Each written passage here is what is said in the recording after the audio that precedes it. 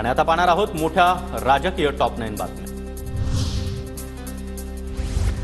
निवडणूक आयोगाकडून शरद पवार गटाला मोठा दिलासा, तुतारी आणि पिपाणी चिन्ह गोठवली तर शरद पवार गटाला तुतारी वाजवणारा माणूस हे चिन्ह कायम।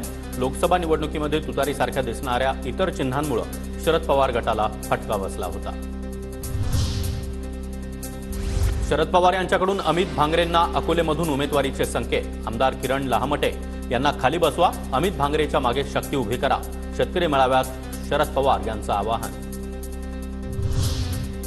लाडकी बहीण योजना नसून लाडकी खुर्ची योजना सुरू, भावी मुख्यमंत्र्यांची संख्या बघता 3 ते 4 खुर्च्या तयार ठेवा, धनंजय मुंडेंच्या भावी मुख्यमंत्री या बॅनरवरून जयंत पाटलांचा टोला। त्या खुर्च्या ज्या आहेत ही जे आपण लाडकी चालू आहे ना, ती लाडकी खुर्ची योजना आहे खरं म्हणजे। ही जे प्रत्येक ही लाडकी मित्रपक्षांचं खच्चीकरण करणं ही भाजपची नीती, सुप्रिया सुळेंचा भाजपवर निशाणा। त्यांच्या संघटनेचा आणि त्यांच्या आघाडीचा अंतर्गत प्रश्न आहे। सातत्याने मित्रपक्षांवर टीका करणे किंवा अप्रत्यक्षपणे त्यांच्यावर टीका कशी होईल असं बघणे, त्याबरोबर त्यांच्याबरोबर गेलेल्या मित्रपक्षांचं मॉरल डाऊन करणे, असं सातत्याने होताना त्यांच्या दिसतंय। पण शेवटी तो त्यांच्या आघाडीचा अंतर्गत प्रश्न आहे। भाजपच्या बैठकीमध्ये लोकसभेतील अपयशावरून अजितदादा शिंदे गटावर आरोप। लोकसभेमध्ये अजित पवार गटाच्या काही नेत्यांनी मदत केली नाही तर काही आमदारांनी महाविकास आघाडीला मदत केल्याचा आरोप, सूत्रांची माहिती।